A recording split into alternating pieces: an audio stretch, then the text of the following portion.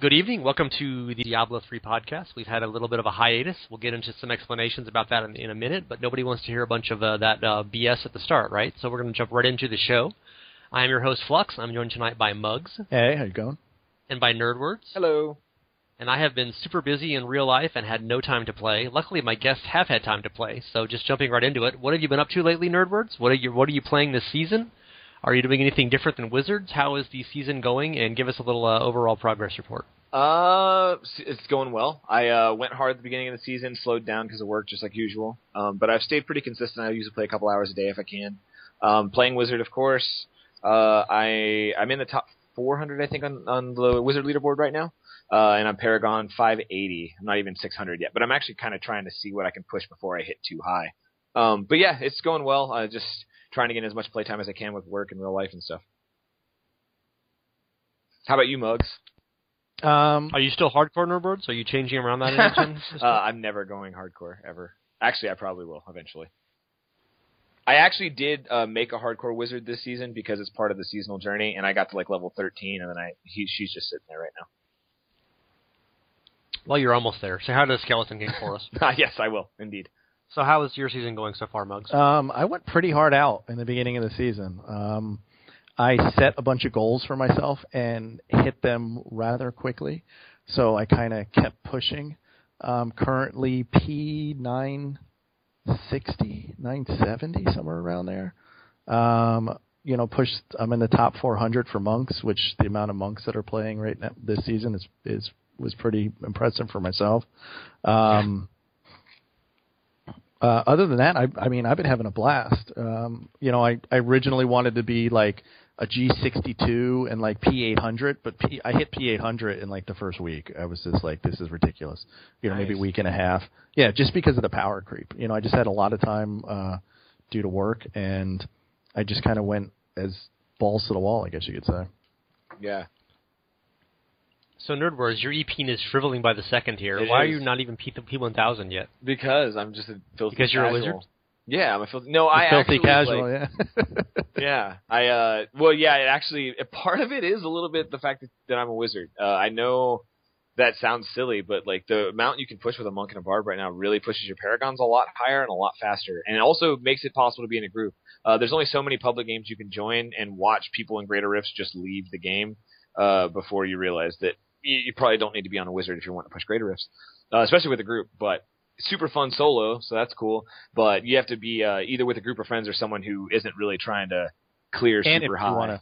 And if you want to play in a group, you have to play the group builds. For instance, I have 4 monks this season. I literally have 4 monks. 3 wizards here with you. Yeah, it's easier to make 4 different monks. So I've got my heal monk, I've got my Sun Wukong monk, I've got my duo gen monk, and then I've got my solo monk, and I've also got a witch doctor. Just all for grouping, just so I can get and grind the Paragon, because that's the only way to actually do it. Yep. There were a lot of wizards, a lot of people that play wizard on my friends list normally that ran barbs and monks just to get high Paragon so their wizard would be able to compete. Yeah, I run with a bunch of people that are the same way. They're like, yeah, I'm a wizard main, but you'll always see them on a barb. Yeah, or a witch doctor. doctor. See a witch doctor. Yeah. Mm-hmm. So which is your main class for when you're botting? My bot? I definitely... Yeah. Because everyone just bots all day now, right? That's the whole thing of the game. Yeah. You have a special... You mentioned all your different monks mugs, but you didn't mention your botting mug. My botting monk would be my Ingeome U6 monk. Yeah. So this way I can get all my brother man Chris bots going. Because that's the only way to actually compete. Yep. So there you go. Okay, we're actually going to talk about botting a little later, but we're just making our usual obnoxious jokes to start with. So I have been playing nothing and have been super busy in real life, and I'll get into the whole explanation later, but no one really cares. But my main responsibility on tonight's show is remembering to hit mute before I start eating. So it's pretty much on you guys to carry the show and have useful content. So we'll do our best. During the PTR, we saw very obviously monks were hugely overpowered for a while, and they kept nerfing Sun Wukong's, sorry, not the other one, Shenlong's set. They kept doing a bunch of nerfing to it and changing it around. And obviously that didn't work because it's still pretty much all monks, right? Right. Monks are probably the most sought-after class because they have 3. Well, they had 2, and then now thanks to the Chinese, we have 3 group builds that are just phenomenal for pushing and speed farming in higher rifts, and that's the Heal Monk. We have the Sun Wukong Monk, which is just there for exploding palms. And then we have the new one, which is the Duo Gen Monk. And I'm going to use this time to take a little jab at some of the people that gave me shit before the season started because I said that the hero details part of the leaderboards, like being able to find out what people are running to push, is going to be a great asset. And they're like, oh, no, we're going to keep stuff hidden. And, people want to keep stuff. We have seen more builds come to light because of this stuff and people posting things that it's really opened the season up and made interesting things. And this Duo Gen Monk that came out of China is one of those, great Shenlong builds that nobody in the EU or NA was even running or even thinking about running. So, yeah. Pretty cool. Yeah.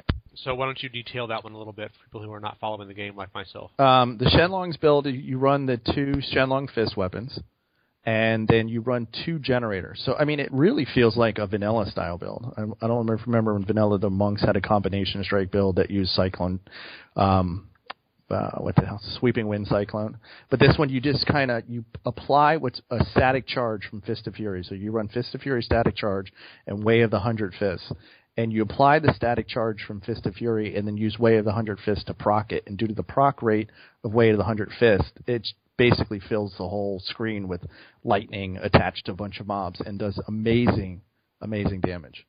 So you combine that with the Heal Monk, which will keep you pretty much alive as long as you're not an idiot, and the Sun Wukong Monk, who puts out the most explosive EPs that'll take out an entire room.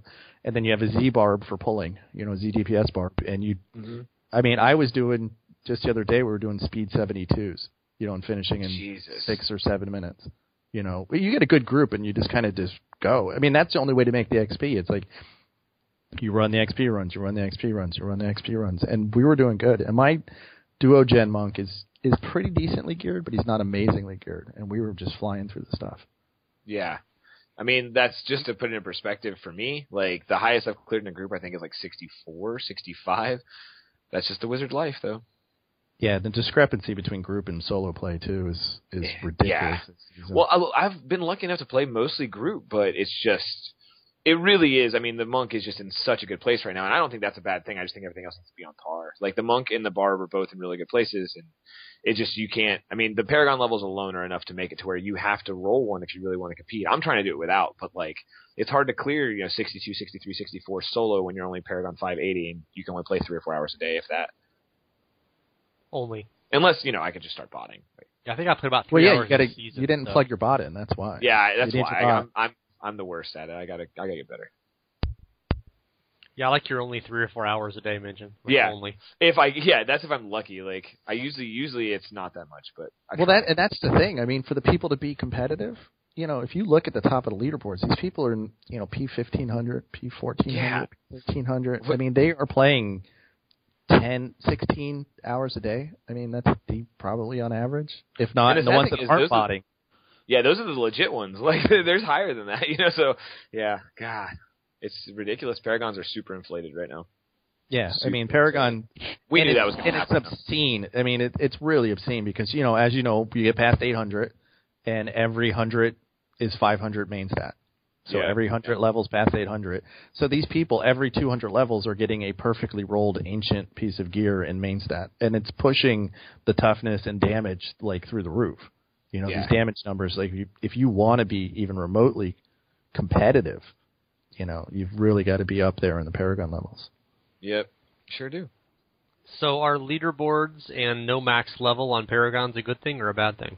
Oh, man, that's such a hard topic because there's 2 sides to every part of this, to the botting thing, to the experience thing, to the greater rifts thing. Bottom line, though, is I don't know. It's hard to say because I'm Paragon 600, right? I want to be able to compete with people in the best, but should I be able to? Because I haven't put in the time that some of these people have or had the group play that some of these people have. It's not that they're bad individually. Like, the leaderboard's great, fine. Paragon's I love fine. the leaderboard, yeah.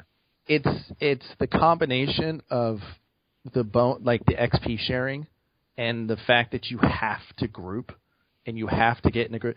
The amount of time, let me just take you through my day, okay? If I decide to play today, I log on, I go into one of my 7 communities that I use to find a group, and I spam group chat. Hey, I can play this, and this, looking for a group to run XYZ. And that's 20 minutes to a half an hour, usually on average. I can get one immediately. I can get one in 5 minutes. I can get one in 30 minutes. Then you get a group together, and you do maybe 5 or 6 runs, and the group disbands for whatever reason. I got to go. Thanks for the runs, guys, blah, blah, blah, blah. Rinse, repeat. So you've got that dynamic, which is fun. I enjoy the group playing. But in between that time, if I play solo, I get absolutely nothing out of solo. 0. Like, I can average, 3 billion XP, a run in by myself.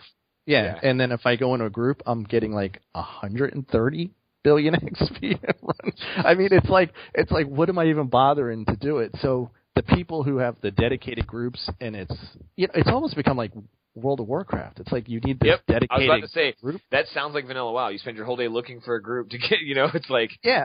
And it's like, and if you don't have that group, like the people with the dedicated groups, like the popular streamers or the ones in like the clans that are known for pushing, the 3 or 4 clans that are out there that are really known for pushing, they get on and they've got their little groups of friends and they can run all day and they get tons of XP. For the rest of us, we're just kind of schlepping along trying to make this system work. And that's what makes it bad.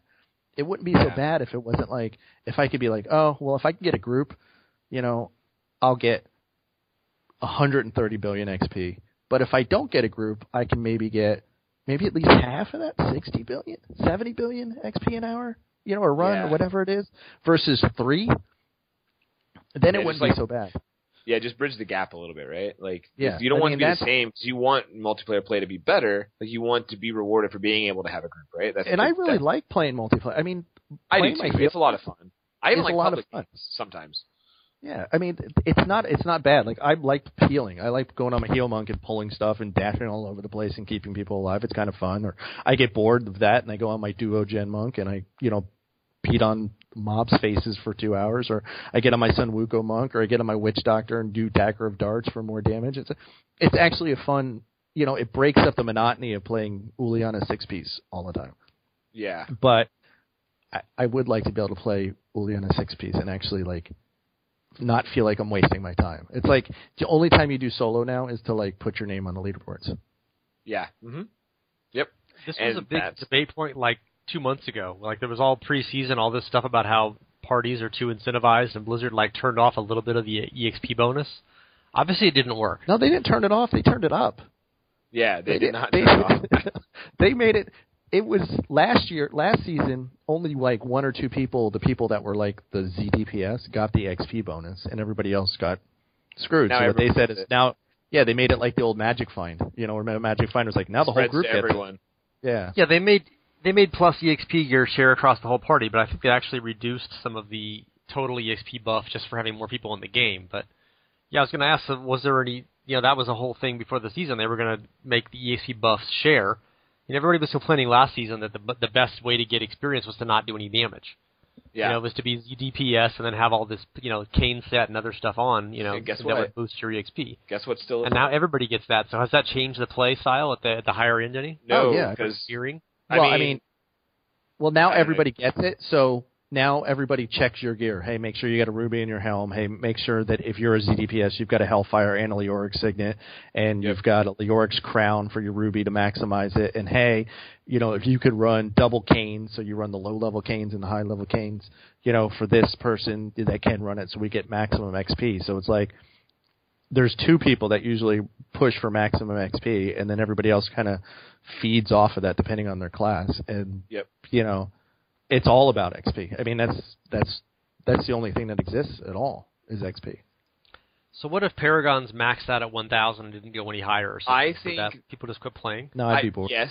Yeah, it would get boring for most people. That's not a viable option. I do think that an interesting option is the idea of capping Paragon at 800 in greater rifts. Like if you can be Paragon 2,500 if you want to, but when you're in a greater rift, you've only got 800. That's interesting, I think. But I still think people would not. There wouldn't be a point to level much faster. I don't know if you need to do that. One of the things that might be kind of cool is as opposed to 5 points. I don't really think Paragon in itself. I think the whole Paragon system needs an overhaul. But if we're talking about just adjusting what we have there, maybe instead of 5 points per level after 800, you get 1 point per level after 800. That might, ease the curve a little bit, because now you're not just seeing like these obscene numbers. The difference between 800 and 1,000 is only 200 extra decks, which isn't going to make a big difference, versus 1,000 extra decks, Right. which does make a big difference. But I personally just think the whole Paragon system needs an overhaul. I just think, main stat is just way too important, and the fact that they run out of stuff to give you, after 800, it's not even, now it's like, okay, I get to put it in main stat, and it's cool to see that go up, but I think the whole system needs an overhaul. I don't think a quick fix is going to make it. I don't like the 800 cap on Greater Rifts, because I think then what it will do is we'll see people not pushing into the 70s and 80s and everything else like that either. See, I think you still would. I think that the only reason why I like it is because it's a similar concept to a lot of other games that have problem with class balancing and gear issues, right? Like, you don't want, like World of Warcraft, for instance, right? Like, they want to delineate the difference between PvE and PvP and not reward people, like, where you're getting your face punched in by somebody who's stacked out in gear. You want to still have a semi-even playing field, even if you're just kind of starting out. I like that idea of competition. The same reason why, like, a lot of the games I play when I do competitive stuff, like, it's usually like an even playing field, right? But like with Diablo, like, if I'm Paragon 600 and the number one in the world is Paragon 1600 or 2200. Right, but the problem is that if you say at 800, what are you going to do? I mean, what are you going to do with those extra Paragons? You're going to get compete against those people. I mean, I know, but I mean, like, see, I don't have a good answer for it. There is no good solution right now. The conversation needs to start. Is the point? Right. Like, I definitely that's the agree. point. There is no good solution yet, but we need to start talking about it, because it's become an issue to where people who are dedicated to the game but don't bot or don't have the time to dedicate as many hours as they would like necessarily, or have a monk or a barb they necessarily want to run this season, to where it just kind of stinks, honestly. Like, because it's like one of those things. I can still compete though. I'm still doing pretty well in the leaderboard considering, and I'm kind of proud of that. Like, I'm not even Paragon 600 yet, and I'm still in the top 400. Like, that's like on purpose. I mean, just a little jab, but it is Wizards. There's like playing a wizard this season. Yes, it's bad. I know.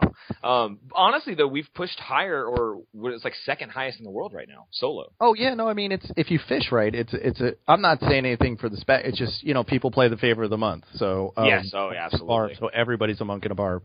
I like that Wizards usually aren't the flavor of the month. That's kind of a cool thing about it. But I shouldn't have to start a monk or a barb to compete with my wizard is the point, right? Like, that's the idea. I agree. I think class balance is a huge thing. I definitely think that Paragons are overinflated in their importance, especially with how easy, with the power creep. I mean, last season we were speed farming 45s. If maybe the good guys were doing 50s, 55s, the real dedicated groups. And now it's like there's people running, there's a group out of EU, and they run 72s, 73s, and they don't kill the boss because they get less XP that way, and it takes too long. So they just run through and rinse and repeat over and over. I mean, that is not a way to play this game. That is like, pretty interesting. But if the only thing with P800 is, I hit P800 in probably the first week and a half, and I wasn't even pushing. Like, there was people hitting P800 in the first couple days. Oh yeah, absolutely. It seemed like it. So. Yeah, no, I mean, and that's the thing, is that, like, that's not necessarily a good number, maybe. It's just an idea. Is that, like, what if your Paragon level didn't inflate your power level? You know what I'm saying? Like, what if it inflated it in a non-competitive setting, but what if a Paragon 2000 person and a Paragon 400 person were on the same playing field, and all that mattered was playstyle and gear? Well, I feel like that is. I mean, that would be cool. That would be cool to have a separate leaderboard for that. But you also don't want to. You also don't want to. You don't want to de-incentivize. Playing. Right. I mean, what keeps people playing right now is Paragon. I mean, a little bit for farming mats. I mean, but that's like, that's the carrot at the end of the stick. Oh, I know if I can get 100 extra Paragon in this next week, I will. That is effectively 2 Greater Rift levels. For every 100 Paragon level, I should be able to go up 1 or 2 Greater Rift levels, and compete in that, regard. For the most part. I mean, there's always a perfect rift and stuff like that, but. Yeah. So as someone who has played almost none this season, I cannot tell you how little desire I have to play listening to you guys talk. It's like Well, if you don't spend 14 hours a day in a perfectly optimized 4-player party, you can never hope to compete. Have fun. That's exactly how it feels, honestly. Like, he said, Remember when Blizzard games were casual friendly? Yeah, well, and it's just jump in and have fun. Obviously, is like the top 100. You can get below the top 100 pretty easy, without doing those things. That's just filthy casuals, though, like Nerdwards. Yeah, exactly. Like, wait. But no, that's the thing is like Muggs, you just said, it's like, if I can get, the 100 Paragon levels this week, it'll push. Dude, I'm Paragon 580. I can't imagine getting 5 or 100 Paragon levels in the next week. And even if I had time, like, because I'm not running a monk or a barb, straight up. Like, that's 100% the reason. Well, now it's monk. One, it used to be monk, barb in the forming, and now it's monk, barb, or monk, or monk, barb, witch doctor. Dagger of Darts witch doctor is actually starting to come into its own. It was one of those things that, and I think if it wasn't for Helltooth, it would probably be up there too, because Helltooth does a shit ton of damage. It's just the lag is unbearable. But Dagger of Darts, I do play with a decent number of Dagger of Darts. So it's like in the top groups, when I'm pushing, the 70s, it's monk, barb, switch out one of the damage dealers for another barb or witch doctor. And that's about it. But there's always 2 monks. There's a Soundgo monk and a healing monk, and there's always a Z-barb. Is there any difference in the composition of the top hardcore groups, or it's just the same thing but a little bit more careful? Exactly the same thing, just a little more careful. Which is pretty much the same as last season too. So it works. The healing monk is probably one of the best things to come out of this season, because it's not like the ZDPS of last season where as long as I do my job, you will take 0 damage, you will never die. Now it's like I will keep you alive for the most part, but if you can't be a dumbass, you can't stand in arcane, you can't stand in molten explosions, I'm not going to stop stuff from actually hurting you. And when you actually start pushing, like in those 73, 74, 75, like stuff will still kill you because your million life per second only goes so far. Yeah. But, and you can still be one shot if you're not careful. Right, one-shotting, but it's still the same thing. I feel bad for hardcore because of the lag this season. There's no way. Yeah. I would be even. Me, I was a long-time hardcore player, stopped in season 2, but there's no way I'd be able to deal with this lag this season. I would rage quit a long time ago. Yeah, there's been a few. Much like Katniss did, you're saying, basically. Yeah, very much. It's terrible. The server. I'm not talking like a little bit of lag here and there, or like a general DC. It seems like it's like a daily occurrence where the servers just go to shit.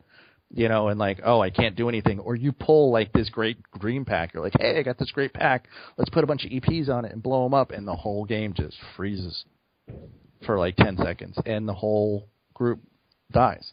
And this happens in softcore all the freaking time. Oh, yeah. I couldn't imagine it being in hardcore. There would be no way. Like, you'd have to like make sure, okay, we can only pull, 10, maybe 20 mobs at a time, and we got to make sure we do this, or it's going to lag out the servers, and we can't, we got to make sure we have no area damage, and we got to make sure we have no life on hit, and we got to make sure we have no this and that, so we're not causing extra lag. Plus all the servers going down at random times. The amount of people that I know from the old Ink Gamers hardcore clan that I was an officer in who've messaged me this season and asked me if they can join the softcore clan because they're tired of hardcore is a lot. So it's funny because, as a brief explanation, that I've mentioned in the past that I work in the wine industry and I work in a tasting room on weekends. But I got a job in a production facility, in Oregon's largest wine production facility, like 8 weeks ago. And during the harvest, it's super busy, and I've literally been working 12-hour shifts Monday through Friday, which is often like a 13 or a 14-hour shift. So I've been literally at work from like 8 in the morning until 10 at night, like 4 days a week. And obviously, I had a half-hour drive to get there when I started, and there's just no time for anything else. You get up in the morning, you eat breakfast, you drive to work. You're at work for 14 hours, you drive home, you take a shower, you eat, and you go to bed. There was just no... I couldn't even follow the game, much less play the game.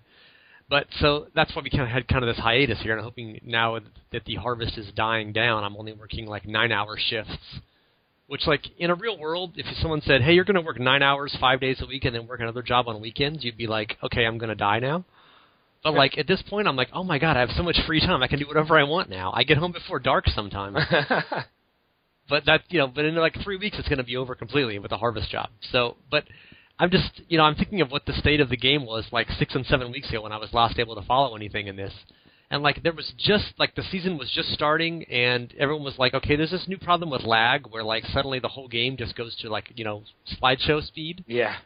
And I'm like, oh, that must have been 6 months ago. And now you guys look like the last 5 minutes are like, yeah, everybody dies in the game for 10 minutes and you're hopeless and the servers are all dead. No, actually, when we started the call, I actually lagged out of Diablo. That's why I didn't even get the call. Like it screwed up my whole setup. And it's not like your normal kind of lag. It's like, it's not like frame rate lag where like, oh, there's just too much stuff on the screen and I can't draw anything. Like your ping actually goes red. Like you'll hit like 1300 ping and like you just can't do shit.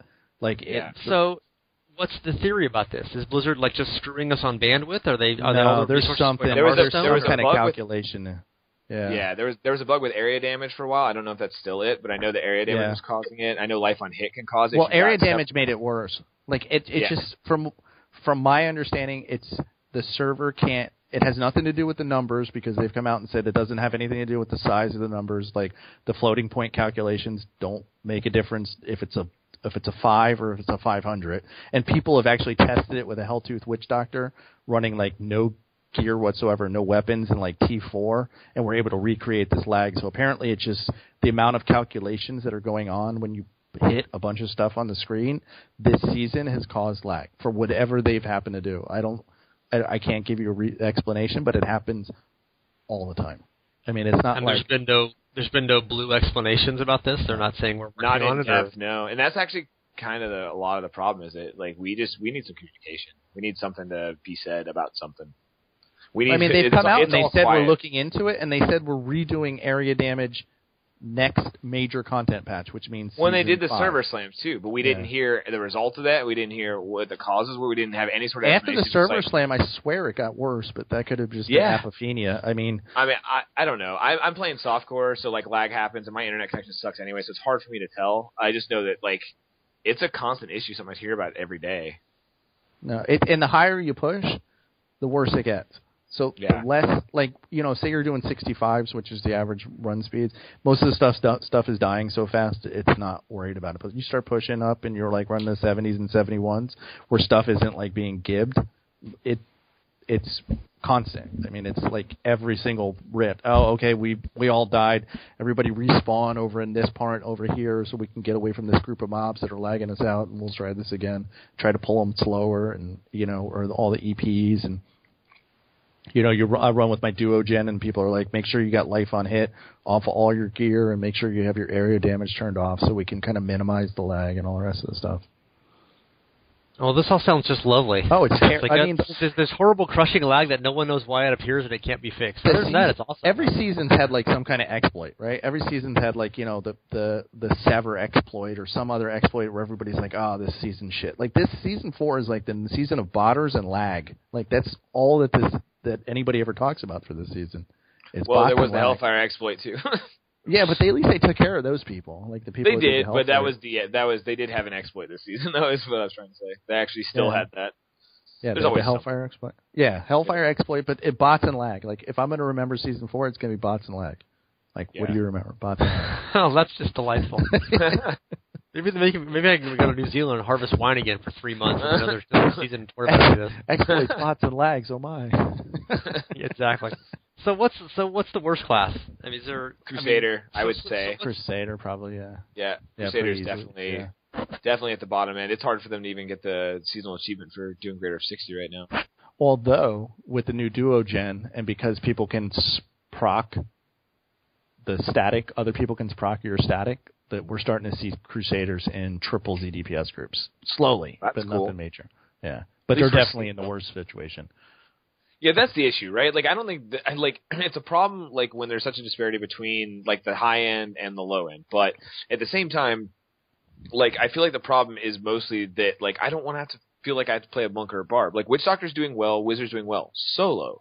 And Witch Doctor does pretty well in groups, but like you don't see them in the top 100. You know what I mean? You're not going to see them anywhere close. Like, oh no, Witch Doctors do. Dagger of Darts Witch Doctors are pushing the very. Oh, top. now they're okay. When I checked, I mean, when I checked, it was like a week or two ago. They might have been started being replaced by duo gen monks, but prior to that, Witch Doctor, like a good Dagger of Darts Witch Doctor. The problem is they're very gear dependent and very Paragon dependent, so you're not seeing a lot. Yeah, unlike all the other classes. Yeah, Well, no, it's true. It's like Where gear and Paragon levels are totally irrelevant. but even worse so, like you have to have this perfect set of gear, but then it's like there's like the hump is just higher. Like Hoda Barbs, the hump is really low. Like, okay, I'm a Hoda Barb, I can smash stuff and push a button. You're good to go.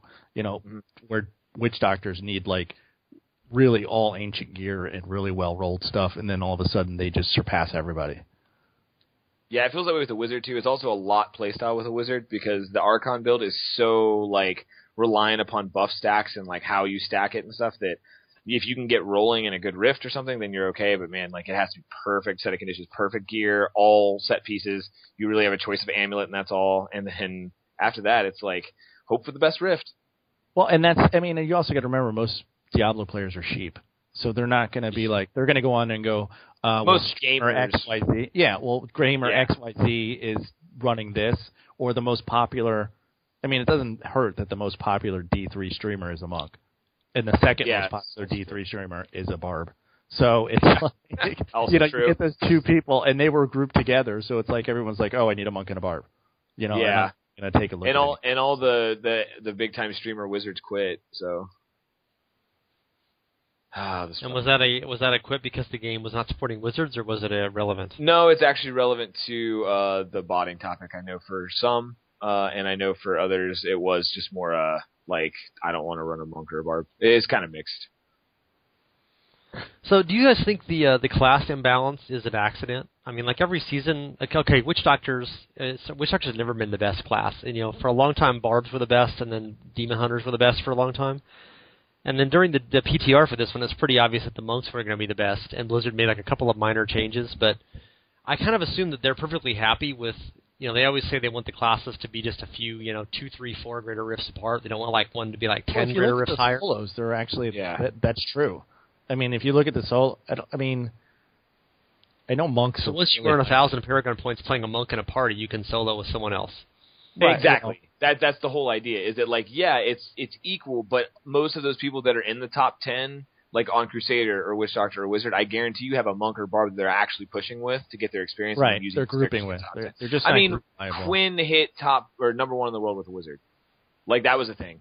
The number 1 monk in the world hit number 1 with a Wizard in the world. Which is awesome. He's a phenomenal player. He knows a lot about the game, but that's just shows you. You know what I'm saying? Like it's. And like ridiculous. 99% of his Paragon points were him or the monk, probably. Yeah, exactly, and that's depressing, like, right? Yeah. So it's just, and it's, I don't know. There's better players. I don't mind losing to people that are better than me, and he's a vastly better probably player than me. But it's when Paragon levels, like, literally, like, if a dude's got 1,000 more Paragon levels than me, there's no way I'm gonna be able to clear what he can clear. No, because he's. But I guess I just need to quit damage. being a filthy casual and get friends in Diablo that I can play with all the time. Basically, I need to go hardcore, but then I just die all the time, so it'd be a waste of time too. Yeah, and then you lag out, and you die, and then that's it. So apparently, no one is hardcore anymore, though. From what you guys are saying, I'm not even being like facetious, but I was the officer in hardcore, whatever. Now it's D2 hardcore.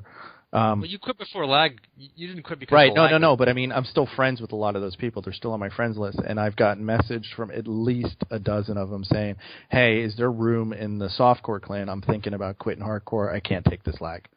I've died because of XYZ, or they're like, I don't mind dying, but I've lost 3 whatever or 4 whatevers to lag, and I can't take it anymore. Or they just quit playing altogether. They're just like, I can't take this." It's one thing. Hardcore's fun. I love hardcore. I love the adrenaline rush of hardcore. But when there's stuff outside your control that is constantly killing you, it can be extremely frustrating. Yeah, lag is no fun, especially if it's constant. If you get it occasionally and you're like, okay, I could have. Well, you won't get it solo unless you play a Witch Doctor. Like for most class, if you're going to play solo, you're probably never seeing it. If you play in a group, you're probably never seeing Paragon 500 either, though. So. The problem is I play in a group literally 100% of the time. It's not always 4-player, but most of the time it is. The problem is it's not an optimized group because I play with friends that actually play the game. So, like, I've got a Crusader friend and a Witch Doctor friend. And so I'm not running, I'm not running my monk with, another monk and 2 barbs. Like, I'm running my wizard with whatever friends are online. Yeah, you're not running the flavor of the month group build. Exactly, and that has gimped me significantly. I mean, I don't even know. Let me check my playtime real quick, and I'll let you know.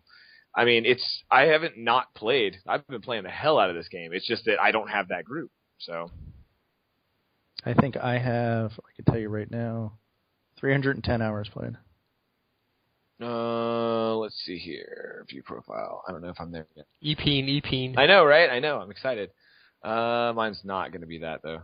Season 4 Wizard. I've played 98 hours. So that's actually get off the podcast. Not nearly. I've almost played 98 hours. I don't even have a computer anymore. But to put that in perspective, my friend's played, not even 24 full hours, and he's already over Paragon 215, pretty much. Yeah, he's 215. In an optimized group, if you get into a decent group, Paragons just fly by. I mean, fly. The numbers the numbers are obscene this season. They're just like, we knew it was going to be bad. I wouldn't be surprised if we see a 4-month season if we start seeing P2000s plus before the end of the season. I mean, there's already P1700s in the EU, so it's like those guys are even bored.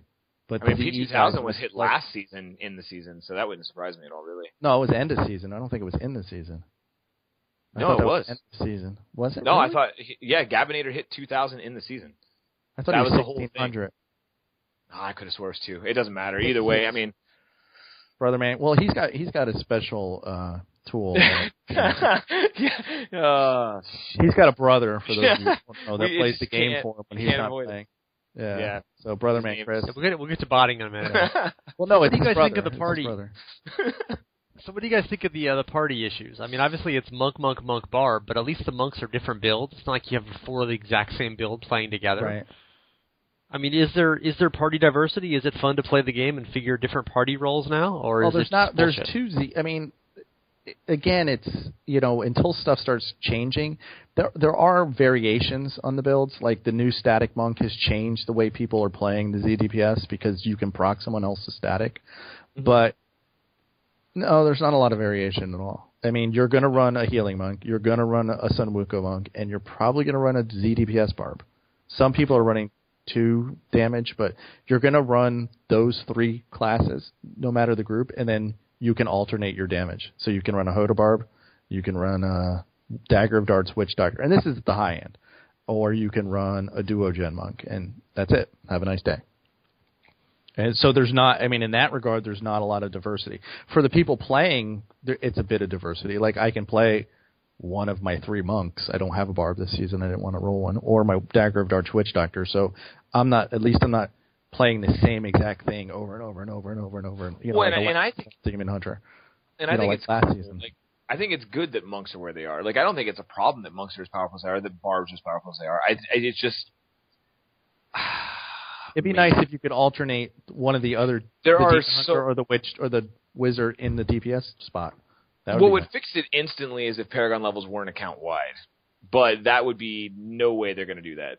So it's like that would make me so damn happy because then I'd be competing with wizards that played a wizard, and then I would feel okay.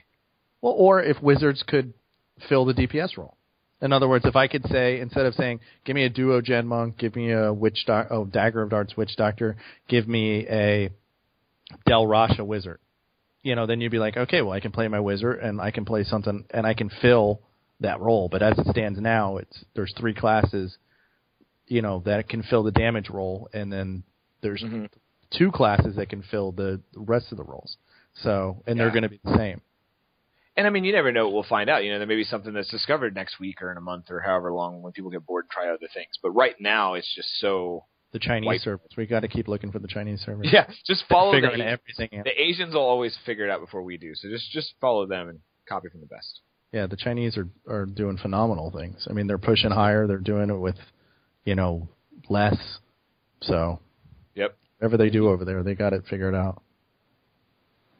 But the whole they can pay to get triple experience and stuff, right? So yeah, I mean, at this point, I might counter to that myself.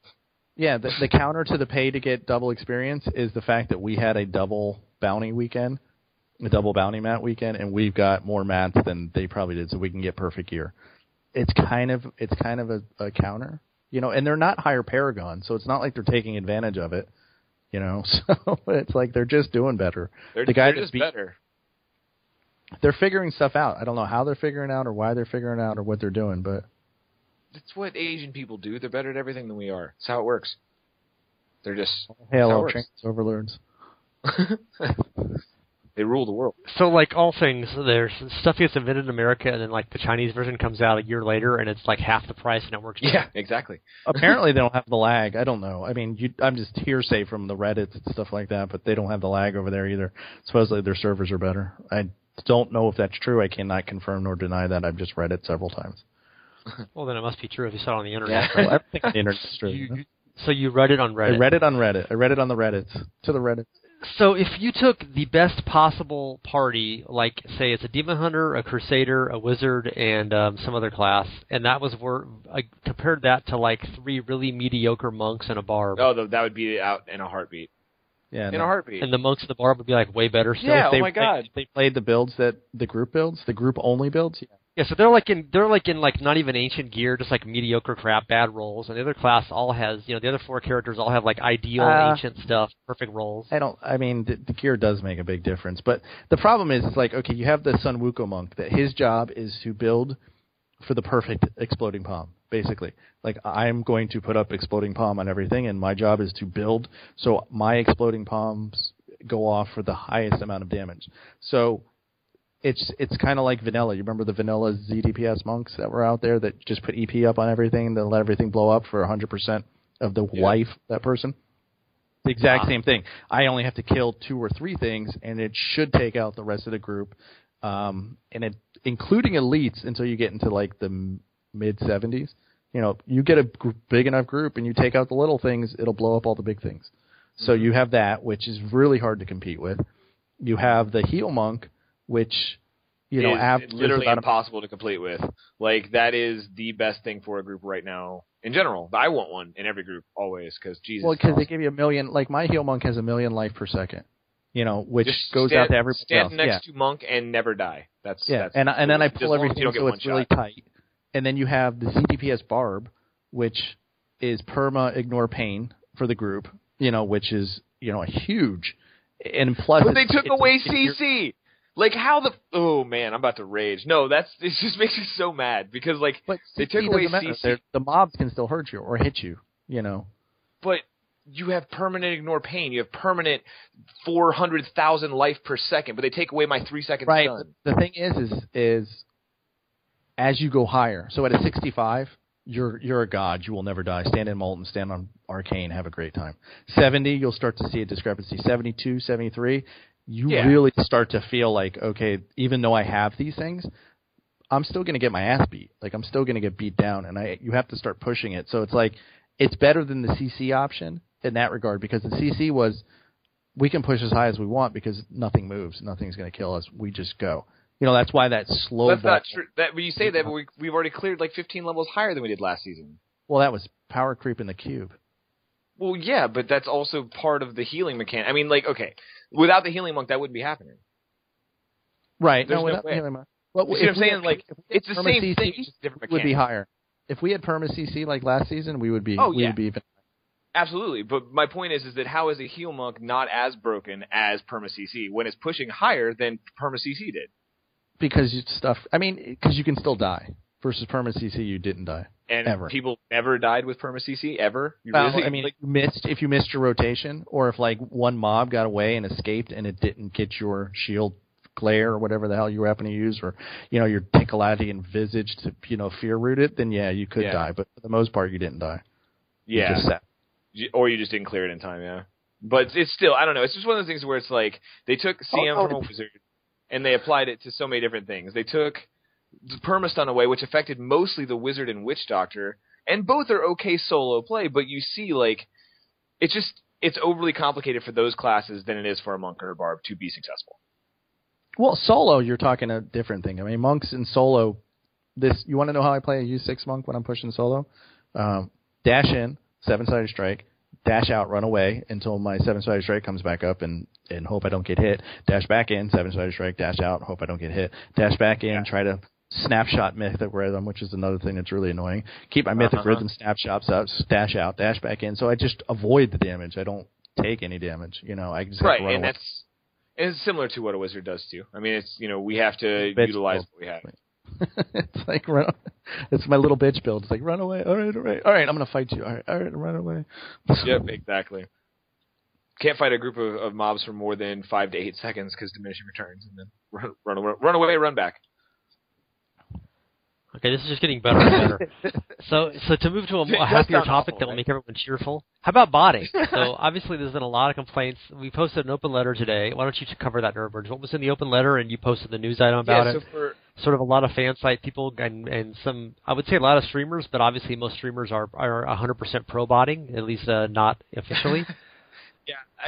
What was in the letter, and why isn't Blizzard stopping botting, and can they? Why doesn't Blizzard care about botting? Well, I don't think that they don't care. It's just that it's just sick of not having a response. Like, if it's been in conversation for a while, I kind of came in towards the end of the conversation, but definitely agree with everything that's being said. And the idea is that botting is not being addressed. It's not that botting can be addressed or can be focused on, but it's that nothing's being said about it at all. Or the fact that John Yang retweets Gabinator's #1 in the world when he's a known public botter. Like, that was last season before he was known. I mean, you got to give John Yang credit there. That was before he was known. No, before he was being called out. He was banned for botting in season 2. Oh, well, then I stand to correct it. Okay. I was trying to give him a little, No, and I'm not saying John Yang did anything wrong. He might not even know. Who knows? The idea is that there needs to be something said. It's not that they can fix everything right now. It's that the conversation needs to fucking happen. Like, it's not happening, and it's being pushed under the table, and everyone's thinking about it, talking about it. Let's actually have a conversation about it, and let's open that dialogue with developers and find out what we can do, what our options are, or if they don't have an option, then let's put our heads together and see what we can come up with. But there is something that can be done to fix this. There's got to be. That's the whole idea of the letter. And the letter's at d3cab.org, the D3 communityagainstbotting.org. But it's also, you can see it on the general forums. You can see it on Diablo fans on our site, diabloii.net. It's all over the internet. Yeah, it's on the Reddits. I've seen it everywhere. So there was communication behind the scenes between myself and I had nothing to do with writing the letter, but I mean, people who were doing it were talking about it for weeks, so it wasn't like it just appeared suddenly. This was a long time groundswell movement of people who are, prominent community people who have been saying this is bullshit and why can't Blizzard do something about fixing this or whatever. So, and that's why you kind of get on it, Nerdwards. I forwarded you the emails they were sending me and other people. So yeah, and I don't know. Do we expect this to magically make any difference? No. I mean, it's not like Blizzard doesn't know that we're unhappy about botting. Right, they know, and they're aware that it's a problem, but it's a matter of trying to force the issue, trying to force their hand to just say something. Like, let us know where you sit with this or what your idea is. I mean, are you against this? Because if you're not against it... we know they're against it. I don't... All right, tinfoil hat time. I'm pretty convinced they can't do anything about it. I know Blizzard's always done... I mean, from way back when we had Mouse Hat's Map Hack in D2, and it was pretty much you played D2, you had Mouse Hat's Map Hack until the point where WoW came out, and they had this cool little program called Warden, and they started installing Warden, and they started banning people with it.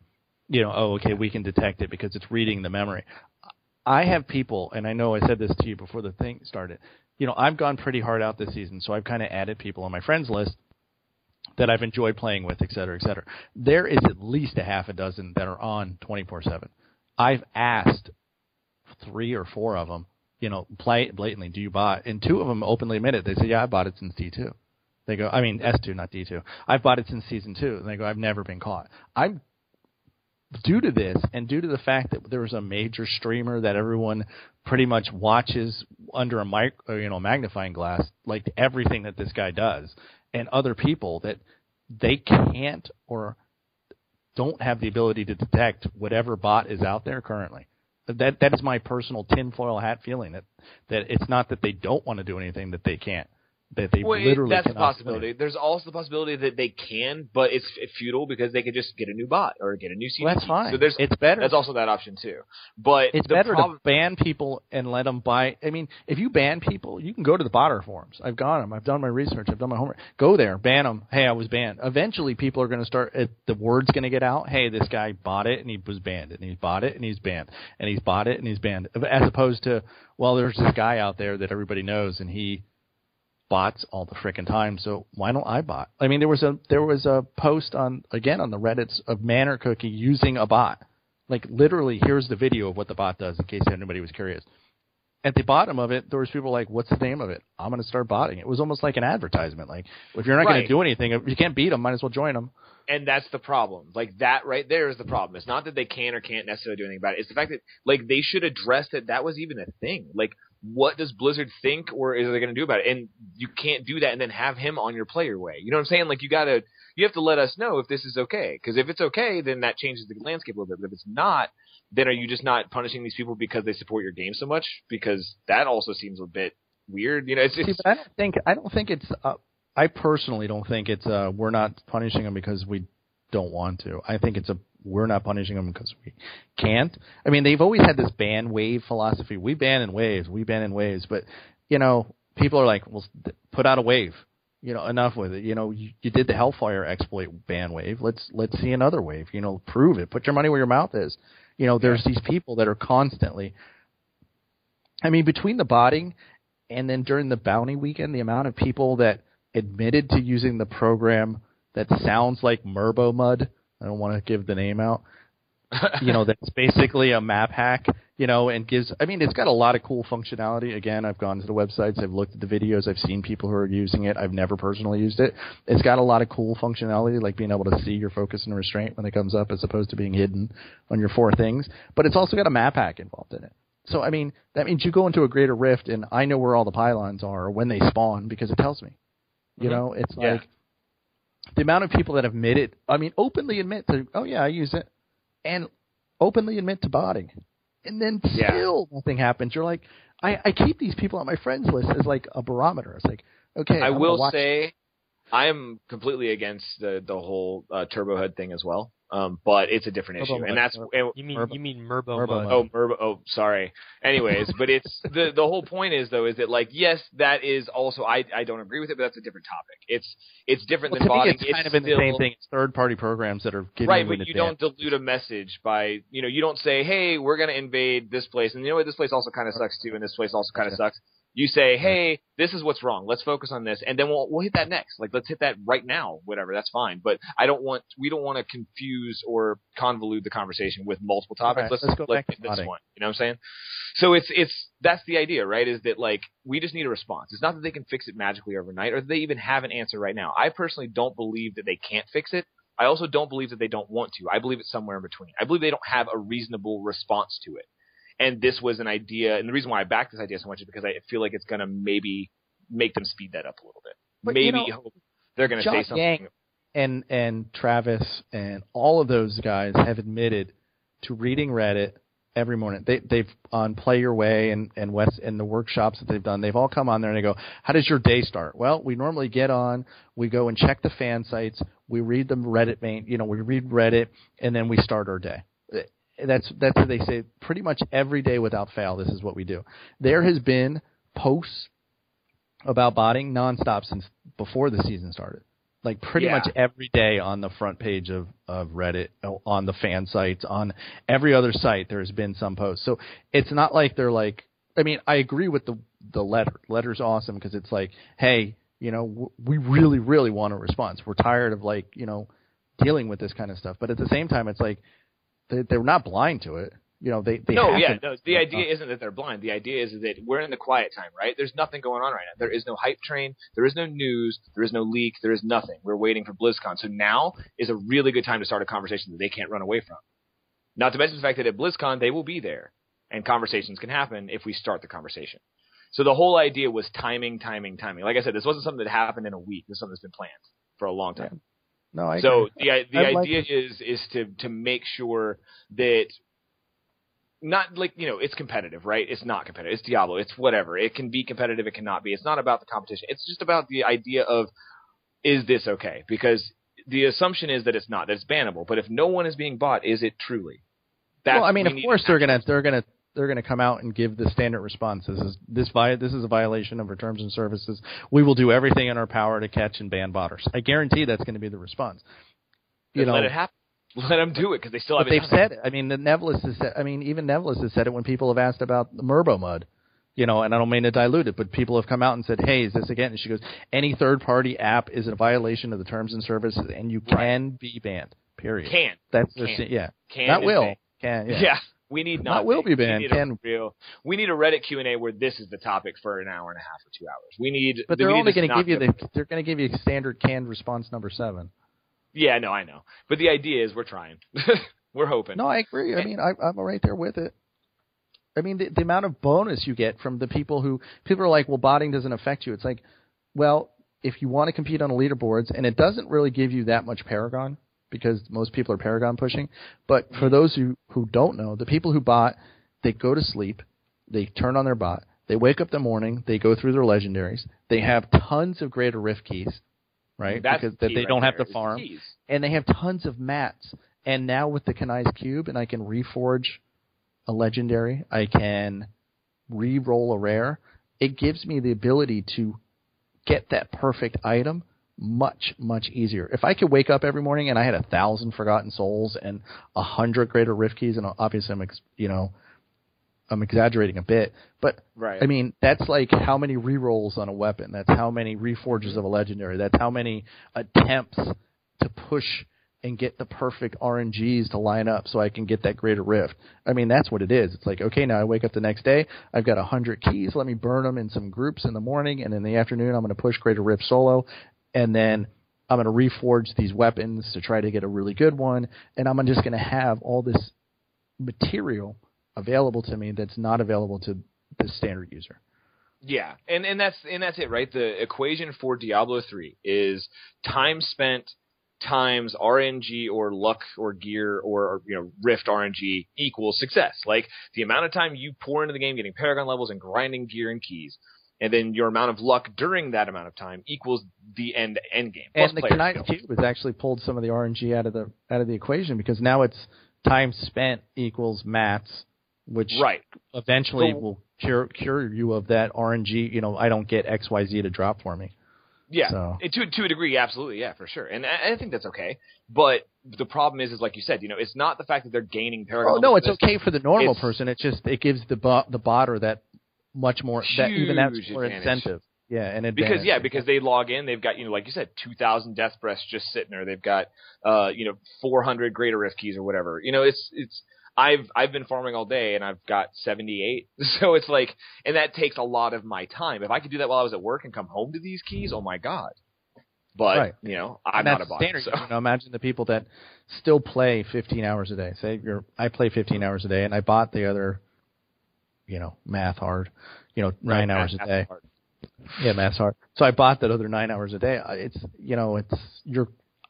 I only have to do the stuff I want to do when I'm playing. I don't have to do the stuff that's considered tedious, like bounty farming or all the rest of the crap that's out there. Okay, going to a last inspirational happy topic, Blizzcon and the Diablo 3 phone booth that's going to be showing the game there. Oh man! Remember, like 6 months ago, we were all like positive we were going to get Diablo 3 expansion, Gamescom, and it didn't happen. Yeah. And then we're like, well, it's going to be a BlizzCon because, what else could there possibly be? And now they're releasing news updates and showing a huge map, and there's this tiny little circle. It's like, here's the Slaughtered Calf Inn, and here's where your hopes go to die. And there's going to be Wyatt Chang sitting on a stool, sobbing into a near beer. And you can go inside and ask him why there's no expansion pack yet, and he will just stare at you silently. Yeah, I mean, and then you can go off and play a buddy of mine sent me the link. He goes, here, check it out. This is the BlizzCon map. Floor map. And he goes, find D3. And it was like, where's Waldo? I was like, where is there? I don't even see D3. I go, is there another floor? He goes, no, it's on there. Yeah, I mean, to be fair, I actually think the Slaughter Cafe thing is really cool, and I was really jealous when I heard the announcement, but I was at work. When I looked at the map, I was like, oh my God, I'm so glad I'm not going this year. And there's a part of me that really, really hopes this is a really clever, hiding tactic. Like exactly. They've got something planned, something up their sleeve, and this is just a really good way to throw everyone off. I'm hoping so, and I'm reserving judgment because I don't want to be, you don't want to be that guy that jumps to conclusions or is a total jerk about something when we're dead wrong. But at the same time, man, seeing that map was so deflating. Like it was like, oh, really? Okay, well, back to botting then, I guess. So. And there's one Diablo 3 panel planned. Yeah, one. Mm-hmm. And it's like, what is it, like Blood and Treasure, the future of Diablo 3? Yeah, something like that. So now we know what they're going to call Stash for Cash in America, at least. Blood and Treasure. Yeah, there you go. So now the answer's the problem is solved. Yeah, I mean, I don't know. It's super... I still, I loved going last year. I got to go last year. It was my first time ever going. And it was a lot of fun. And I still would love to go if I could. But the fact that I can't, I'm actually not bummed anymore. So there's that. Yeah, I can't go either this year. I have to work that whole weekend at the tasting room I work at. So, but we still have 2 press passes waiting for us for Diablo 8 gamers. So, or whatever our site's called now. So I'm not sure who's going to be using those. I have to maybe canvass some of the other listeners if anybody's going. But I don't know what you'd even do. I mean, I guess you go to the Diablo panel and there's hey, cool stuff's coming someday. We can't give you any Well, I was details. talking with Grimiku, and he's doing the cosplay contest, so he's not even going to be in the Diablo area. Yeah, and our former columnist, Waterfiend, who became, God, what the hell is his name? I've totally forgotten. Tyvalir. He's now working on StarCraft games. He switched over. He sent us all an email a few months ago saying, "Yeah, I'm working on the StarCraft Live team now. So I love Diablo, but there's no work there." Okay, he didn't say that, but he said since the StarCraft was launching, StarCraft Legacy, whatever the final Legacy StarCraft of the Void thing is called. Yeah. Yeah, LTV or whatever. So now he's working full time on that. So there's and I don't know what the last time we saw anything from Lyleria was, last April maybe. So I guess Nevelissus is still there, and Grimiku's doing something else. No, Grimiku's still there. He's quiet or holding down the fort. Yeah, no, Grimiku's still there. I mean, he streams every once in a while if you catch him late at night. What was the last Josh Mashkira? It's been I a don't remember while, last time man. I've seen Josh. It has been a while. But, I mean, the idea is, maybe they're working on something cool. And maybe they are. Maybe they're really... Blizzard is they've really given good us at these cool things. stuff. I mean, they've given it... I mean, okay, if you take away all the shitty stuff, like the botting and the lag and the annoying stuff, this season, as far as, I'm concerned, as far as, the Kanai's Cube is concerned and, the removal of trials, I mean, they're probably... if the devs are listening to this, they're probably like, you know what, fuck these guys. But, I mean, the Kanai's Cube is probably the coolest thing they've added to Diablo 3 really in a long time. I mean, and then the removal of trials is awesome, because now you just get your keys. So those two things together have made this season a lot of fun. I mean, it's really pushed the power creep with the Kanai's Cube, which is fine, but it's kind of made that annoying last piece of gear that you really need to get, or that good version of the weapon. Okay, I found one furnace. What am I going to do? I guess I'll use it. Versus, okay, I found one furnace. Now let me re-roll it. It's kind of those two things have been. So they've given us those cool. I mean, I know they're going to talk about the runes of Sescheron, but whatever. It's an interesting map, and it's the most annoying bounties on the planet whenever you do anything because that place is freaking huge. But other than that, I mean, they have given us cool things. I just, obviously everybody wants more. It's like, you give me, now give me more. I want more. So. Yeah, no, and that's exactly what I was trying to say too. We've been pretty hard on the game this entire podcast, but the truth is that there are some issues with the game and some things that are making it not quite so fun. But that's what happens when you get to this point in the season where you're just grinding, and it feels like to no avail because people are just head and shoulders above what you're doing. But the reality is like you said, this patch is actually a really great patch. But the Kanai's Cube giving us so much power creep has magnified certain problems that we didn't realize were going to be as bad. And now we're looking at them right in the face going, okay, so this needs fixed, immediately. Right. If you had done this podcast, 1 week after the season came out, I would have been you would have been Muggs, what do you think? And I'd have been the cube is awesome. I'm getting my gear. I've got U6. We're farming 55s. I've just finished the season journey. I've got my flaming portrait. I'm really happy. I'm really really looking forward to really kind of pushing it. Now it's how many weeks into the season, and I'm okay, I've accomplished everything. I've got 4, anciently geared monks, and now I can start nitpicking. Now I can be now I'm starting to see, well, this guy's online 23 hours a day, and these guys have got all this extra stuff, and the the population of gamers has, fallen off after the first 2 weeks, like happens in every season of D3. So it's harder to find games, and people are more specific, and they're only looking for certain paragons. And if you're under a certain paragon, or if you don't have certain gear, you can't get in a group. So it's like all these little things are starting to come to light. But prior to the first week of the season, first 2 weeks of the season, I was having a blast. Muggs, have you, since you're pushing a lot higher than I am in group rifts, at least for sure, I'm sure solo too, but since you're pushing so much higher, have you ever grouped with a Veers wizard or a wizard at all for group rifts? Not since I stopped doing 60s. So Yes. maybe the first week, second week. Yeah, no. That's what I thought. I was making sure it wasn't just like, I mean, because it's literal, man. I'll join a game. I'll join a public game for Great Rifts, or I'll be in a community, something like that. I've done DHs. Like when we were doing speed, if I go in a group with speed 65s, I've gone with Nat and UE DHs that clear just fine. Okay. I've never done. When you get above that, like. Because now it's like when I get on there, I'm like looking for group 70 plus. So, but in the 65 groups, like if you get with a decent number of friends, like I've gone with the UH and the Nat, UE Demon Hunters. It's UE, right? Unhallowed Essence, yeah. And the Nats ones, and they do fine. I mean, most people have the DPS to handle a 65 with an EP monk and everything else. It's really, can you kill the Rift Guardian in 2 minutes or less than a minute? That's really what people are asking for. So a lot of people can do that. I haven't, because I don't get the XP anymore from 65s, that like I don't see my XP bar moving like I do in 70s. I tend not to run them anymore. Yeah. I was just curious. I didn't know. Because like I said, I've had some adversity trying to get into higher end groups. But I will always play. I wouldn't imagine. I'd rather play my class.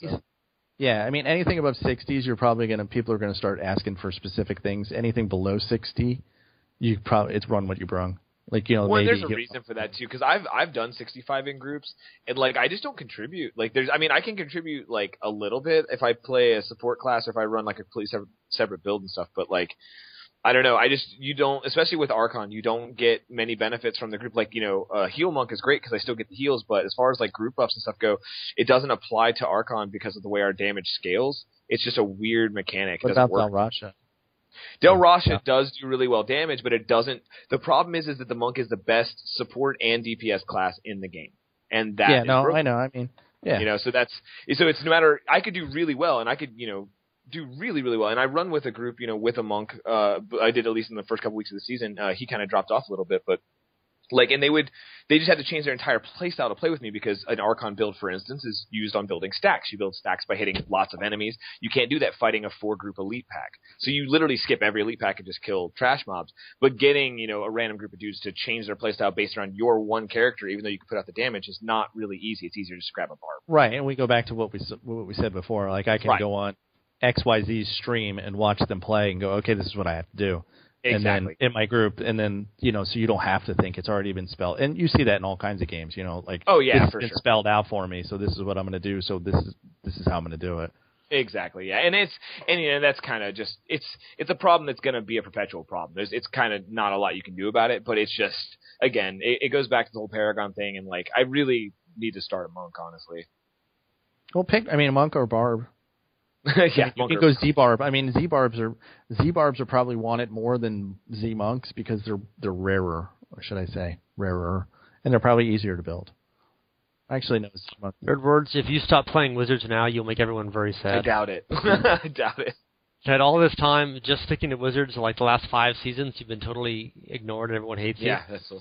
And you're like, now I'm going to play a Z DPS Barb just because, like the last week of the season. I mean, not for anything. This was me last season on my monk, and the season before that on my monk, where people are like, I only want a Demon Hunter, a Crusader, and a Witch Doctor.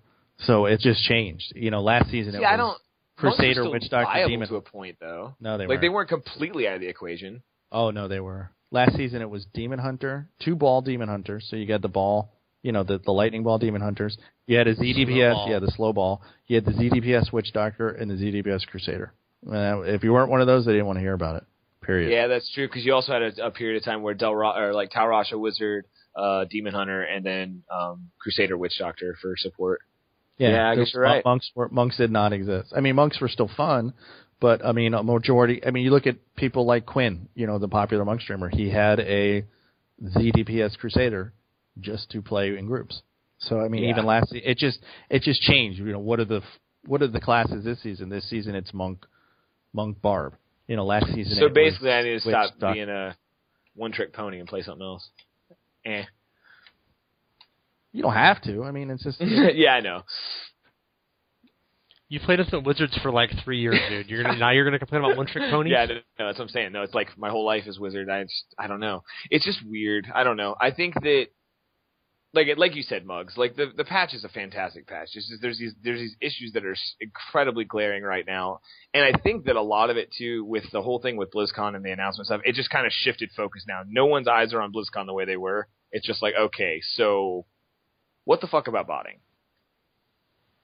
I think we covered that 10 minutes No, ago. I know. It was rhetorical, though. But thanks, Flux. Well, you know, we've been complaining about botting in the same way since, like, 2001.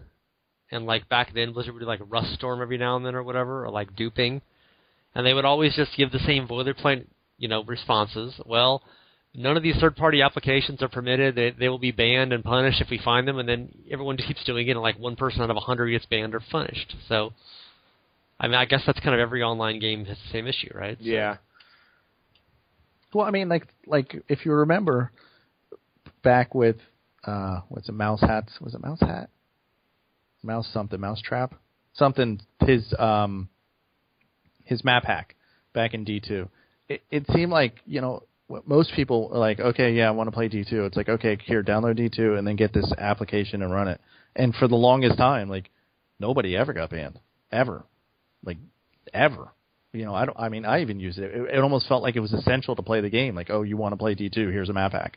And then all of a sudden, you know, they just, you know, came out of nowhere and they said, okay, that's it, and just started banning people.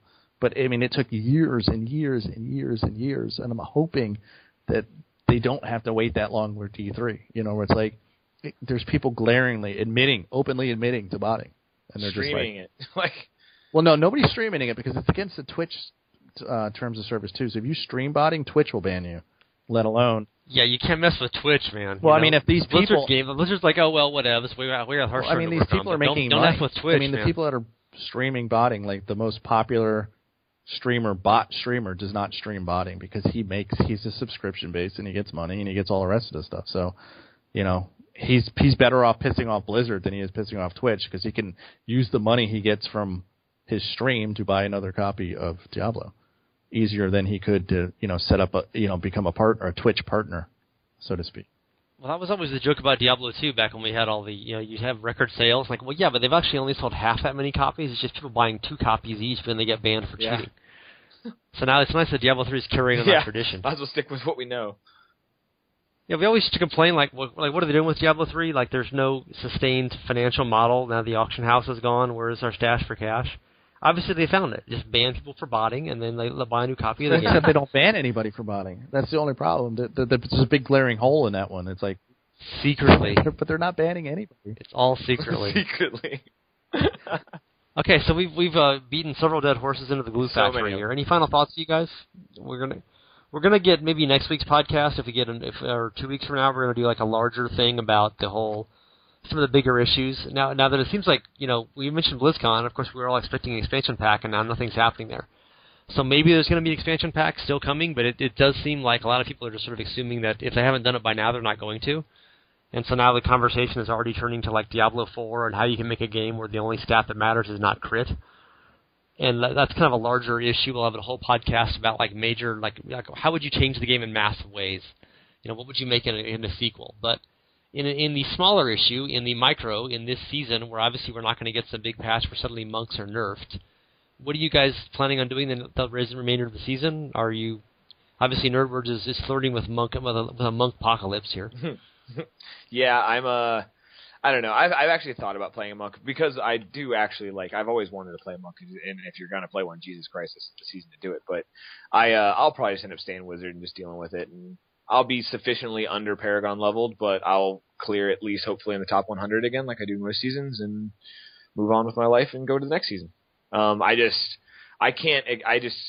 want to compete more than I do. I want to do better and play higher. And, you know, a lot of that's player skill and time invested and stuff too, but it makes you not even want to log in and play when you know that, like, my 10 hours isn't going to matter because they're going to sleep 10 hours and do what I did. So it just makes it just can get really dissuading if you get too in your own head about it, but I still enjoy the game a lot. I've got some friends that keep jumping in and out, so I'm able to jump in with a new group of guys who, like, haven't played or that have come back from playing this season. So I'm still having a lot of fun with the season. I just really, really, really want to be a lot higher than I am right now, and life is stopping that, unfortunately. That's the higher in your Paragon levels, you mean, not higher in chemical substances. Yeah, that. So what is your final thoughts here, Mugs? I mean, I'm still enjoying the season. I kind of set up a bunch of goals for myself prior to the season, and I hit them way early. So, you know, I'm still wanting to hit P1000. That's like a personal goal of mine. I've never had a P1000 character, so I'm like, you know, I'm going to do that. I might try to push another, you know, greater riff level or two, depending on my mood. It's really going to depend on what have you cleared lag. solo? 67. Nice. Very nice. Yeah, so, I mean, I want to see if I can get maybe a 68 or 69 in there. But, again, it's going to be like the other day I was in a 69 on my duo-gen, and the game just lagged out, and it quit me to the desktop. Or not to the desktop, but back to the, you know, login screen. And I'm like, that's really frustrating. So, I mean, I want to hit P1000. You know, I'm going to do some other things. I mean, there's a big release of a game coming out in 20 days or so for Fallout 4, so that'll probably kill a lot of my time coming into November, and then we go into the holidays. So, you know, I'm just going to keep at it. You know, I mean, I still enjoy it, and I like grouping. I don't have that drive that I had in the beginning of the season where I'm like, I have to log in and I have to play as much as possible, but I still log in and play a couple hours every day. So, yeah, you know, in that regard, I'll probably still keep playing. What about you, Flux? You having any slowdown? You going to have any more game time soon, or?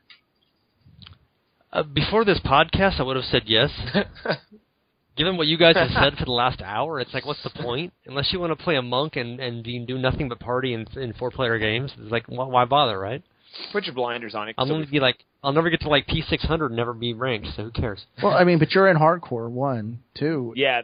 Apparently no one's in hardcore anymore. Well, I mean, either, you only lag out a few times. I mean, you should only lose a couple people due to lag. I will say there were a lot of prominent people that I know, both with this site and other sites that play hardcore, that switched to softcore for a time, but most of them have come back to hardcore.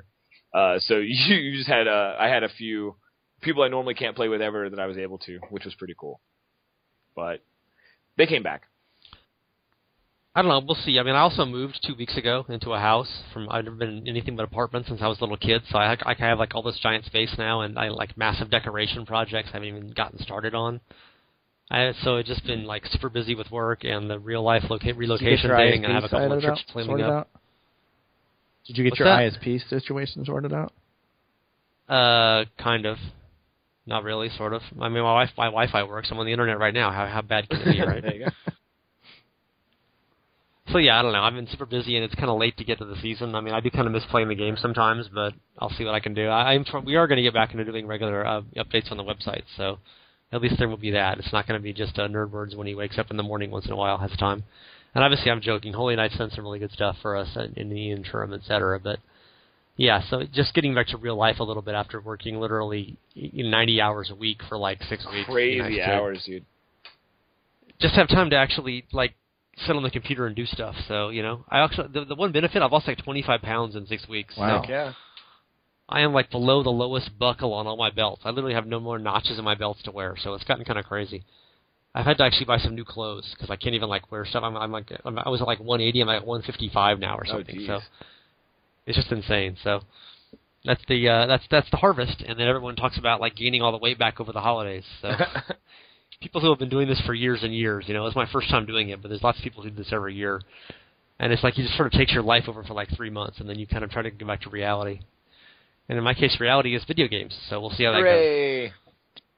Yeah, so thanks for your time, guys, and hopefully we'll be back with regular podcasts from now on. Sorry about the big, long delay, but real life intruded, and hopefully you guys can have a little luck, and maybe we'll be looking forward to your first non-wizard report pretty soon, Nerdwards. Yay, non-wizard. We'll see. Where you betray the Zenatzi. I'm sitting here about to power level one of my friends. He's doing his second monk. Yeah, he's doing his second monk, and I'm thinking I might start one too. Why not? And everyone will be sad and sad. And Mugs, no one cares because you put hardcore and you're dead. Yes. I've been dead I still love you, Mugs. moons. Yeah. I'm not going back, man. Not until they fix this lag. No way. Hell yeah. No way, no how. Well, maybe next season. And we're looking forward to nothing at BlizzCon, and Blizzard hates Diablo again. It's like they should all move to San Francisco now, just to fit in with the old days. It's like they can be up north and then like totally ignored at BlizzCons, and then nothing new happens for years. Sounds good. And you've been listening to the very depressing Diablo 3 podcast. We'll be back next week, or perhaps be suicidal by then, if not. And thanks to my two guests, Mugs and Nerdwards, and Moo. Moo. Moo. Moo. Moo. See, there's something I haven't had a chance to do for like 2 Yeah, months. mooing. I love Oh, mooing. we didn't even get to talk about the cow levels.